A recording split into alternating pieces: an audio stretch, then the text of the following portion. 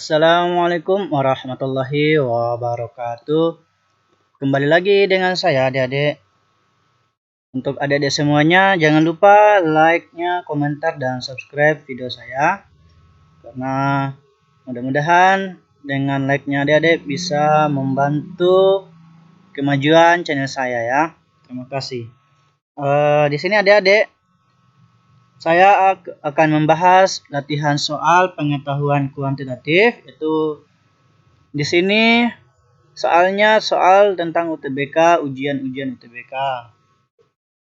Nah, di sini soalnya adalah paket 2. Untuk paket satunya bisa cek di deskripsi video saya, adik-adik ya. Ya, langsung saja. Untuk menjalankan sebuah mobil, setiap 1 km diperlukan G rupiah bensin dan M rupiah biaya lainnya. Berapa rupiahkah biaya untuk menjalankan mobil setiap 100 km? Nah, caranya begini adik-adik. Katanya kan kalau 1 kilo, ya, 1 kilometer, biaya yang dibutuhkan adalah G rupiah, ya, G rupiah bensin. Dan ada 2 ya, dan satu lagi katanya M rupiah lainnya. Nah, kalau untuk menjalankan 100 km pasti sama biayanya ya, dengan mengalihkan saja 100, pastinya 100 G rupiah bensin. Karena kan sama. Sama juga dengan 100 M rupiah lainnya. Ya, maka jawabannya di sini adalah C. Ya. Oke, Dede paham ya? Ya. Nomor 2.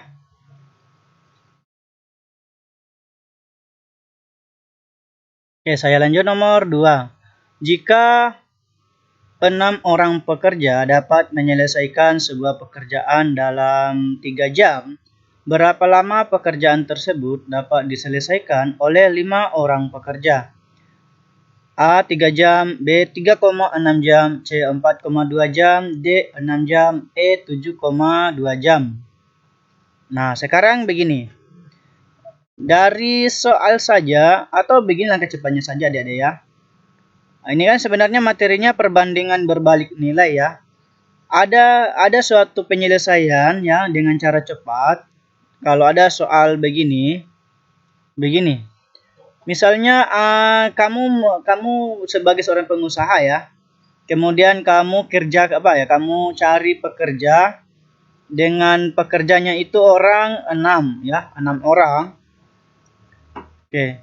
Kemudian dibutuhkan waktu 3 jam untuk menyelesaikan pekerjaan kamu. Kemudian bagaimana kalau 5 orang yang bekerja? Oke, anggaplah X jam. Nah, begini langkahnya. Kan kamu rencananya 6 orang dikali dengan jadi apa yang kamu rencanakan, saya tulis begini. Itu kan harus sama dengan hasilnya. Kan begitu ya, ya mau nggak mau kan harus. Itu kan hanya rencana ya, pasti kamu mendapatkan hasilnya. Nah sekarang begini, rencana itu kan kamu mengerjakan pekerjanya 6 orang. Dikalikan dengan 3 ya, itu dikalikan berapa lama waktunya ya. 6 orang bekerja selama 3 jam. Nah dari sini juga kamu juga harus sama hasilnya, yaitu kalau 5 orang juga, maka berapa jam juga yang dibutuhkannya. Jadi harus sama seperti itu. Nah, sehingga hasilnya ini 18 dibagi 5, yaitulah nilai X-nya. Nah, sekarang saya bagi 18 dibagi 5, itu sekitar 3 ya. 3, 15, kurang berapa ini? 3, 0,6. Ini 3,6 jam. Maaf, 3,6 jam. Maka jawabannya adalah B ya. Oke, jawabannya adalah B. Jadi ini cara cepat ya adik-adik untuk menyelesaikan soal seperti ini ya. Apa yang kamu rencanakan, itulah yang menjadi hasilnya. Ya, kalau dapat soal yang tentang pekerja seperti ini. Saya lanjut adik-adik ya, nomor 3. Kayaknya nomor 3 sampai nomor 5 ini ada pernyataan atau ada bacaan ya. Informasi untuk menjawab nomor 3 sampai 5. Sebuah pusat belanja mall menyediakan ruang untuk kios bagi pengusaha kecil. Biaya sewa kios ditetapkan berdasarkan omset atau hasil penjualan ya. Setiap harinya seperti daftar di bawah ini. Pengunjung atau pembeli pada kios membayar langsung ke kasir pusat belanja, sehingga manajer pusat belanja dapat menentukan omset setiap kios dan memotong biaya sewa setiap hari omset. Setiap hari dari omset kios yang bersangkutan. Jadi katanya ini langsung dipotong ya. Oke, untuk daftarnya ya, daftar omset dan sewanya seperti ini saya tampilkan. Oke, seperti ini. Kalau omsetnya 0 sampai 400.000, 1% dari omset. Kalau 400.000 sampai 600, 4.000 ditambah dengan 2% dari omset di atas 400.000. Berarti kalau 400.000 masuk di sini omsetnya ya. Harus di atas 400.000 kalau masuk di sini. Oke, 600 sampai 800 itu 8.000 ditambah 3% dari omset. Kemudian 800 sampai 1.014.000 ditambah 40% dari omset di atas 8.000. Ya, dan seterusnya bisa dicek kembali atau bisa dicek adik-adik ya. Oke, sekarang kita lihat pertanyaannya. Oke, pertanyaannya. Seorang pengusaha menyewa tempat pusat belanja tersebut dengan omset yang diperoleh adalah 750.000. Oke. Berapakah uang sewa seorang pengusaha tersebut? Nah, sekarang begini. Sedikit saya tampilkan untuk omsetnya tadi. Nah, ini dia omsetnya tadi. Ya. Katanya kan 750.000. Dia masuk di mana? Di sini ya, kategori ketiga ini ya. Nah, sekarang dari sini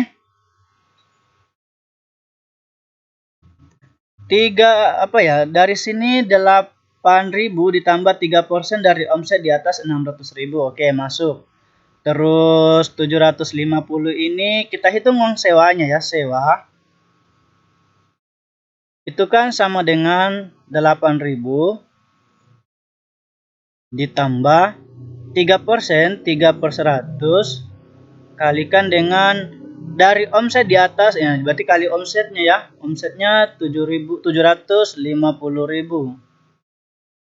Oke, saya hitung ini 8.000 ditambah ini coret 0, 2 berarti 75 kali 3 saya kali 15, 51, 22 ya. Oke, 22 tambah 0, 22, 500. Nah, sekarang saya jumlah 8.000 ditambah 22.500 itu sekitar 30.500. Nah, inilah biaya sewanya ya. Jadi jawabannya adalah A. Oke, mudah-mudahan bisa dipahami. Kita lanjut ya adik-adik, nomor 3.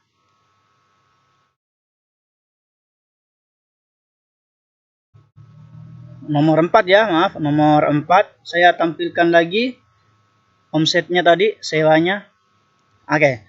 Perbandingan biaya sewa jika omset yang diperoleh hanya 500.000 dan 1.800.000. Jadi ditanya adalah perbandingannya ya. Perbandingan biaya sewa. Mana dia? Perbandingan biaya sewa untuk 500.000. Berarti masuk di sini ya. Kemudian 1.800.000 dia masuk di sini. Nah, sekarang kita hitung berapa biaya sewanya. Perbandingan biaya sewa ya. Perbandingannya saya hitung dulu yang di atas yang 500 dulu ya. Sewa yang 500. Sewanya ini berapa? Kan 4.000. Ditambah 2%, berarti 2/100 kali dengan dari omset. Oke, saya ulangi, saya hitung ulang. 2/100 dari omsetnya ya. Omsetnya di sini 500.000. Jadi kali 500.000. Nah, sekarang saya hitung dulu 4.000 ditambah ini coret 2 ya. Berarti ini berapa? 5 kali 2 10.000. Oke, berarti ini 14.000. Itu biaya sewanya ya. Sekarang kita hitung lagi sewa yang 1.800.000. Ya, sewa mana dia ini ya, 47.000 ditambah dengan 6% ya, 6/100 kali dengan omsetnya 1.800.000. Oke, coret berapa ini ya? 18 kali 6.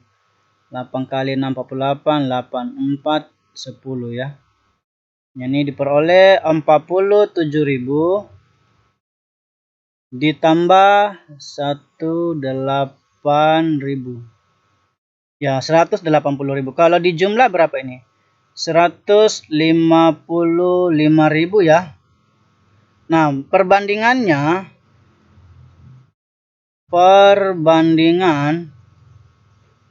itu sama dengan ya 14.000 dibagi dengan 155.000.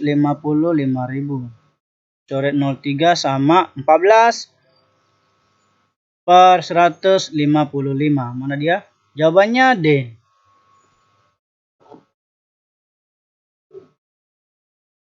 Sekarang kita lanjut nomor 5.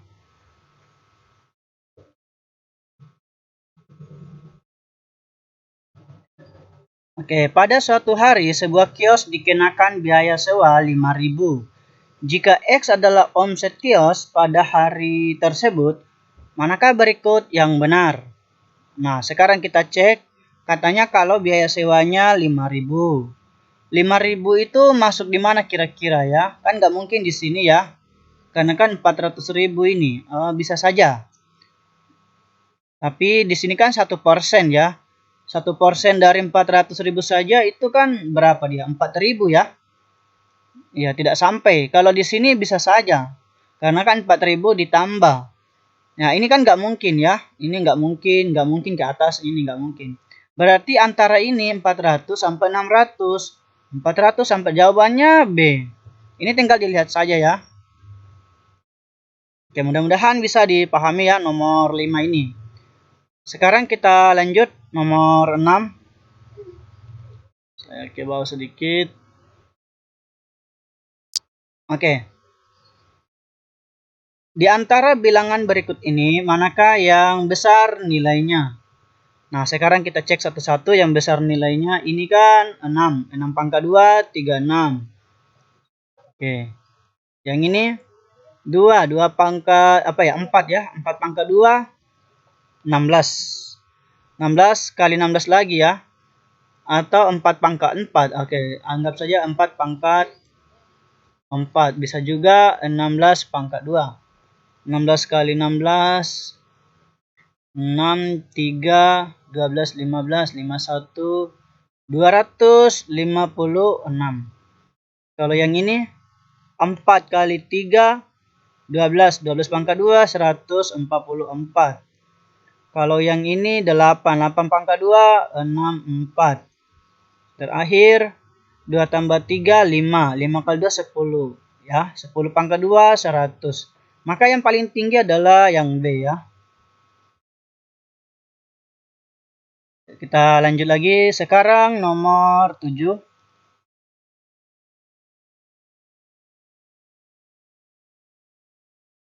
Nah, sekarang nomor 7 ya. Perhatikan baik-baik adik-adik ya. Oh iya, jangan lupa like komentarnya ya. Semoga bisa dipahami ya. 7. Sebuah survei mengenai bagaimana warga memperoleh berita berhasil memperoleh data sebagai berikut. Saya ulangi. Sebuah survei mengenai bagaimana warga memperoleh berita berhasil memperoleh data sebagai berikut. 65% warga menonton TV, 40% membaca koran, dan 25% membaca koran dan menonton TV. Berapakah warga yang tidak membaca koran dan menonton TV? Ini dia pakai persen ya. Ini pakai persen kalau ada soal begini yang ada kata ada dua begini ya. Semacam misalnya ini kayak membaca koran dan menonton TV. Pokoknya kalau ada yang dua gabungan begini itu ternyata dia pakai materi himpunan ya adik-adik. Nah, jadi saya buat saja langkah cepatnya begini. Anggap saja saya buat begini dulu, ini jelek. Saya ganti dulu deh. Saya ganti dengan pakai begini. Oke. Terus di sini S, ya itu adalah suatu himpunannya ya. Kemudian di sini saya anggap yang suka baca nonton TV. Ya, nonton TV, sedangkan yang ini yang suka baca koran. Nah, katanya kan ada 25% yang baca koran dan TV ya. Saya masukkan di sini. Jadi fokusnya dia itu yang dua kejadian dulu ini teman-teman adik-adik. Yang menyukai keduanya dulu. Ya, 25%. Saya anggap 25 saja dulu karena persen semuanya sama kan. Kemudian yang menyukai TV kan 65%. Berarti kan di sini dia loh letaknya. Kira-kira berapa itu kalau dikurangi dengan 25? 25 ya berarti sisa 40 kan? Ya, sisa 40. Sedangkan yang suka baca koran itu kan 40%, berarti sisa 15% ya. Ya. Jadi totalnya ini yang suka baca koran maupun TV dan maupun keduanya itu sekitar berapa ini? 40 ditambah dengan 25 ini saja kan sudah 40 ya, 80 orang ya. Ini kan sudah 80% ini. Jadi yang tidak menyukai keduanya atau tidak menyukai membaca koran dan menonton TV ya, yang tidak sama dengan 100%, tentunya ya dikurangi dengan 80%. Ya, berapa dapat? 20%. Maka jawabannya adalah D. Oke ya, semoga bisa dipahami ya adik-adik. Ya, mudah-mudahan. Nomor 7 lagi, nomor 8 lagi. Saya lanjut nomor 8. Seorang pekerja dibayar Rp ya, Rp per jam untuk 8 jam pertama. Setiap jam setelah jam pertama, ia dibayar Rp per jam. Jika pada suatu hari ia bekerja 12 jam, berapakah upah rata-rata pekerja per jam pada hari itu? Nah, begini. Jika ini kan dia bekerja selama berapa? 12 jam ya. Bekerja 12 jam. Nah, sekarang 8 jam dia kan dibayar Rp kan? Oke, berarti 8D. Kita tidak tahu ya D itu berapa rupiah. Jadi 8D ditambah, ini kan baru 8 jam ya, sisanya 4 jam. Sisanya 4 jam ini ya, setiap jam setelah jam pertama ia dibayar Rp. Berarti di sini 4C. Jadi ini semacam satu hari itu. Ya, satu hari ia bekerja itu. 8D tambah 4C. Jika pada suatu hari ia bekerja 12 jam, berapakah upah rata-rata per jam hari itu? Ya, sekarang kita tinggal dibagi saja ya untuk rata-ratanya kan.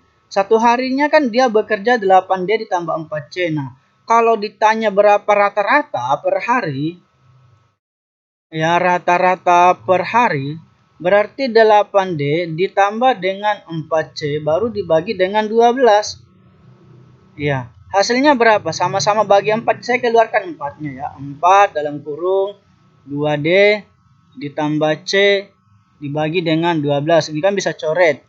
Sisa 3 ya. Sisa 1. Berarti 2D ditambah C dibagi 3. 2D tambah C bagi 3. Jawabannya adalah alfa. Karena dia itu ditanya rata-rata ya. Jadi bukan jawabannya C ya. Salah itu C. Oke, mudah-mudahan bisa dipahami ya. Oke, sekali lagi jangan lupa ya komentarnya ya adik-adik. Semoga bisa dipahami ya. Like-nya dan subscribe-nya ya.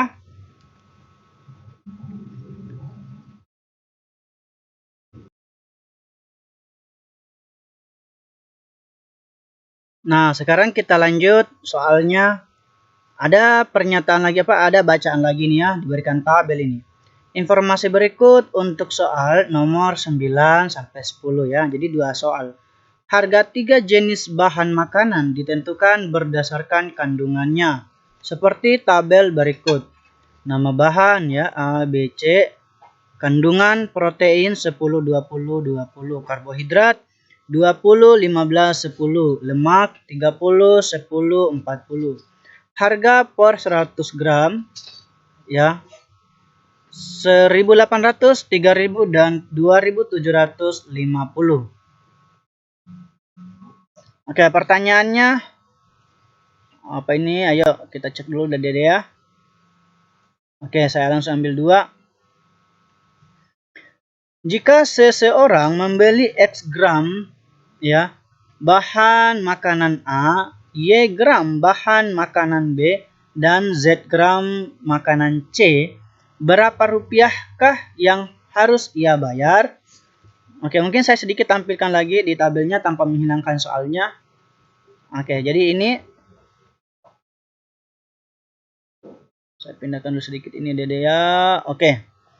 Nah, di sini ada kandungan lemaknya, kandungan protein, dan kandungan karbohidrat. Katanya jika seseorang membeli X gram bahan makanan A.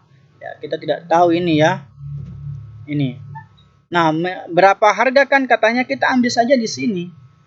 Iya, X gram kan kita tidak tahu juga berapa total harga total bahannya ini. Apakah dia protein, karbohidrat, ataukah lemak. Begitu pula ini bahannya B, apakah berapa gram dia proteinnya, lemaknya maupun karbohidratnya. Tapi kan harganya segini. Nah, begitu pula si C ya. Nah, sekarang pertanyaannya. Katanya berapa rupiahkah yang harus ia bayar? Ya, kita gunakan saja ini 1.800. Oke. X 1.800 ya. X ditambah ya 3.000 Y ditambah 2.750 Z. Nah, sekarang kalau saya sederhanakan semuanya sama-sama dibagi berapa ini ya? Dibagi 1.000 ya. Ini kan diperoleh kalau dibagi 1.000, semuanya saya sederhanakannya. Ini kan menjadi 1,8X. Oke, cocok ya, semuanya 1,8X ya. Untuk yang X dulu. Nah, sekarang Y-nya ambil 3 ya kan, bagi 1.000 berarti 3Y. Oke. 3Y semua ini. Kayaknya soalnya belum. Dan 2,7 ya. Ditambah dengan 2,75. Sedikit saya hapus. 2,75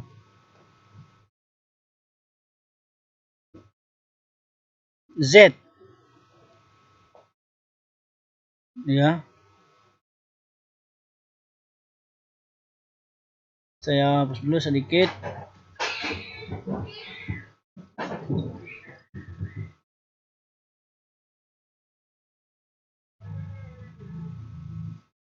Tambah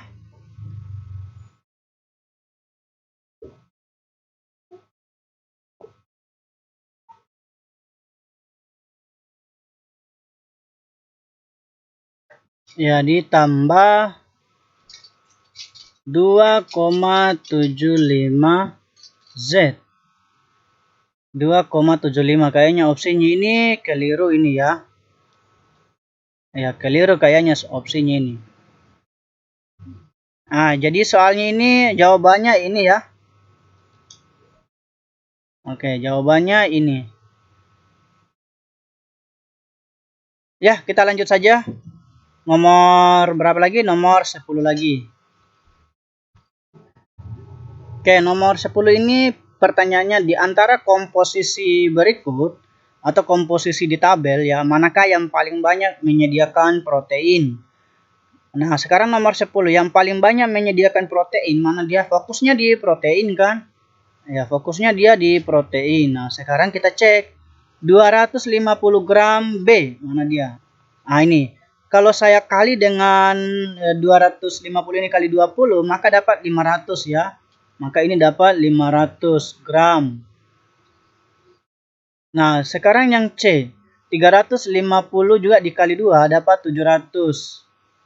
Ya, 700 gram. Oh, bukan 500 ini ya. Mungkin ya. 3000 harusnya ya, 5000 ini. Ini juga 7000 ya. Maaf. 200 gram A dan 200 gram B. Mana 200 gram A? 2000 ditambah dengan 200 gram B. Berarti 200, jadi ini 4000. Lanjut yang C. 200 gram B berarti 4000. Ditambah dengan 200 gram C, 4000 juga. Kemudian 250 gram C. Nah, kalau saya kali berapa itu? 5000. Nah, yang paling banyak menyediakan protein ternyata D ya, jawabannya. Karena ini kan totalnya 8000. Ya, kalau yang ini dia 6000. Sedangkan ini kan 7000. Jadi jawabannya adalah D. Mudah-mudahan bisa dipahami. Mungkin sampai di sini dulu pertemuan kita adik-adik ya. Jangan lupa like, komentar, dan subscribe-nya ya. Ya, semoga bisa dipahami dari pembahasan video kakak yang kakak buat. Untuk nomor 9 tadi mungkin agak keliru opsinya ya. Jangan lupa like-nya lagi teman-teman ya adik-adik. Ya, dibagikan. Jangan lupa pula standby terus di channel saya. Saya akhiri. Assalamualaikum warahmatullahi wabarakatuh.